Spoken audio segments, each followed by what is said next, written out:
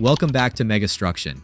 Today we're on the docks of the Port of Los Angeles, where 2028 isn't just another year, it's the launch pad for a new era. Picture electric yard tractors whispering past stacked containers while crews chalk lines for foundations that will power the next decade of trade. Deadlines are real, pressure is high, and the stakes touch everything from local air to national shelves. Two forces collide right now, the countdown to the LA28 Games and a surge of clean transport funding. The port's Clean Truck Fund is pushing commercial-scale charging and hydrogen fueling into reality. A first-of-its-kind goods movement workforce training campus races toward a 2029 opening, meaning heavy construction breaks ground in 2028. Grid hardening and the next wave of rail efficiency projects follow, built to move more cargo with fewer tailpipes. Can America's busiest port reinvent itself while staying open? Would you bet against it? First, stop. The goods movement workforce training campus rising on Port of LA property in Wilmington. Imagine a teaching hospital for cargo. Full-scale cranes, drayage trucks, yard tractors, and zero-emission systems, all set up for learning rather than live freight. Budget? About $150 million. Timeline? Major construction activity in 2028 to line up a 2029 opening. Why this and why now? Because the port's transition to zero-emission equipment depends on people who can operate, diagnose, and repair cutting-edge tech safely. Inside, picture high bay labs where mechanics practice isolating 800-volt battery systems, classrooms where fuel cell stacks are opened like anatomy lessons, and simulators that replicate ship-to-shore crane moves without risking a single container. The goal is standardized credentials, faster upskilling, and fewer rookie mistakes on the live yard. Here's the impossible problem. The port must modernize without slowing cargo. Terminals can't be training grounds. During peak season, this campus becomes the safety valve. Move the learning off the dock, then send certified workers back to operations. It's a joint effort between POLA and POL-B, feeding longshore, trucking, maintenance, and yard ops with talent fluent in ZE hardware, software, and safety protocols. What flips in 2028? Dirt moves and steel rises. Expect grading, foundations, and utility tie-ins early, followed by structural framing, simulator install, and test bays for chargers and hydrogen components. Think of the commissioning sequence like tuning a race car while the track stays open next door, every system verified before day one. If it opens on schedule in 2029, this becomes the talent engine for San Pedro Bay, scaling the workforce that keeps the nation's supply chain clean and fast. Would you trust a live 800-volt system without this training? Would you want your cargo handled by someone who did? Now pan to the drayage yard, rows of Class 8, trucks where diesel once ruled.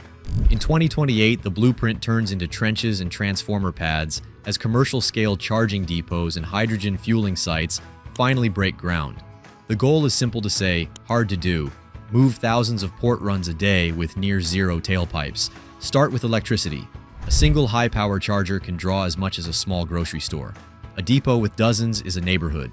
Crews cut and conduit the ground, set switchgear the size of shipping containers, and pull fat orange cables to liquid-cooled dispensers. The impossible problem? Interconnections. Utilities must deliver multi-megawatt capacity without browning out nearby communities. Think open-heart surgery on the grid, while the city keeps living its life. Hydrogen brings a different choreography. Cryogenic tanks or high-pressure tube trailers, compression skids, chillers, and dual nozzle dispensers that can turn a truck in minutes.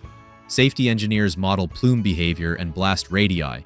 Civil crews pour containment pads and lay sensor networks like nerves in concrete. Permits stack up, fire code, hazmat routes, setback distances. You can't wing this. Operations never stop.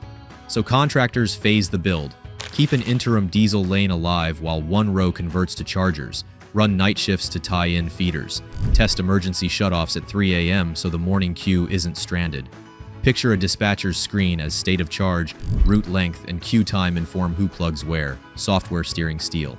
The payoffs arrive in waves, quieter yards, steadier torque up the Vincent Thomas grade, and air that's measurably cleaner in Wilmington and San Pedro. But scale is the boss. Can these sites add plugs and nozzles fast enough to meet drayage demand? And when the grid groans in August, will the batteries and hydrogen buffer the peak or buckle under it? Before we continue with the video and my further explanation about the Port of Los Angeles megaprojects, I want to ask for your help. I'm trying to reach 1,000 subs by the end of the month, so I'd really appreciate it if you would subscribe and help me out. Okay, let's continue. Shift your view underground, because that's where a lot of 2028's action lives. If zero-emission cargo gear is the future, electricity is the bloodstream, and the port's arteries need reinforcing. LADWP's multi-year reliability push-threads new feeders, hardens substations, and buries lines that once snapped in wind and salt air. The scale? Hundreds of millions of dollars across San Pedro Bay, with 2028 right in the construction sweet spot. Picture crews saw-cutting asphalt at 2 a.m., sliding duct banks beneath active roadways, then pulling miles of cable thick as a wrist. Substation yards get seismic pads, new transformers, and switchgear cabinets that look like matte green vaults. The impossible problem: you must add megawatts for fast chargers and shore power without flickering the neighborhood lights or tripping equipment mid-lift on a container ship. It's like rewiring a hospital while surgeries continue. Sequencing is everything. One feeder goes dark while another backstops it. Mobile generators cover a critical berth. Cutovers happen in hour-long windows choreographed with terminal operators and harbor pilots. Smart relays and sectionalizing switches carve the grid into blocks, so a single fault doesn't domino across the waterfront. What do you get for all this trenching? Faster interconnections, fewer voltage sags, and enough headroom for the next depot or electrified crane. When a heat wave hits, will these upgrades keep E-yards humming or force a slowdown? Would you risk a ship's schedule on yesterday's wiring? Look past the stacks to the steel that makes everything flow. Rail. In 2028, the port's next wave of efficiency work shifts from planning to ballast and ties. On-dock rail spurs, double tracking, new turnouts, and smarter yard control. The goal is brutal in its simplicity. Load longer trains faster so fewer trucks have to touch a box. A single 10,000-foot unit train can pull the work of hundreds of drayage runs. Shave 10 minutes per track change and you win the day, every day. Here's the impossible problem. You must remodel the throat of a terminal while it's breathing. Crews cut in crossovers at night, tamp ballast before first light, and swap frogs and points in. Windows measured in minutes.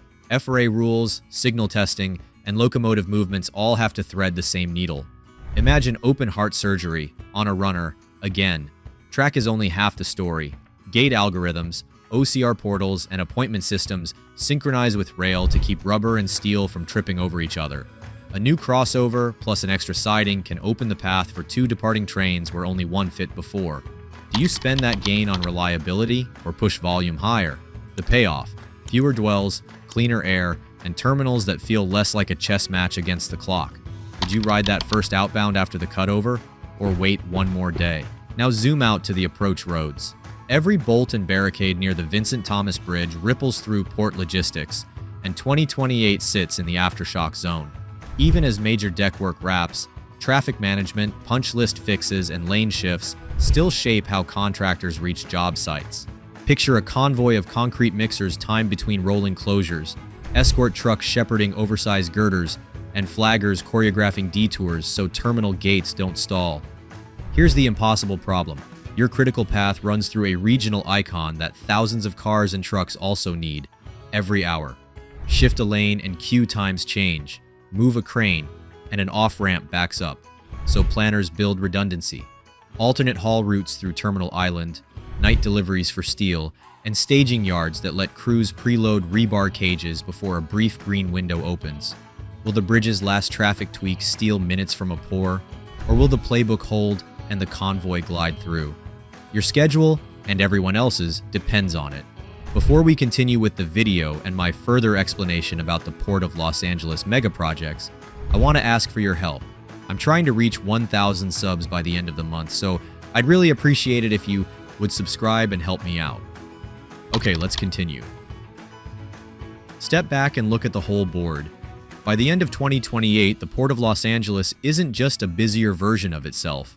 It's a rewired machine. A $150 million training campus turns talent into a true competitive advantage. Charging depots and hydrogen yards convert parking lots into power plants. Grid hardening swaps flicker for certainty. And rail tweaks let longer trains leave sooner, pulling trucks off local streets and pulling emissions out of the air. Why does that matter for 2030, 2035? Because reliability and workforce are compounding forces.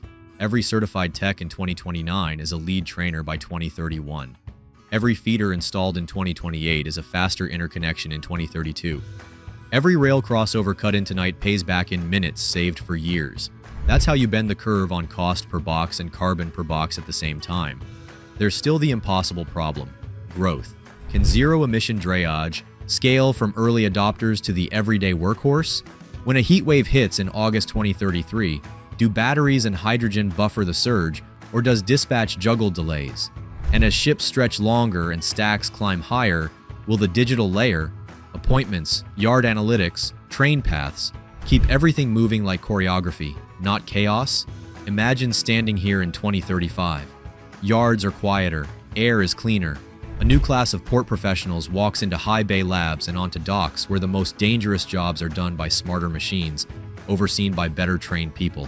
Would you say the bet we placed in 2028 paid off, or would you push the next upgrade even harder?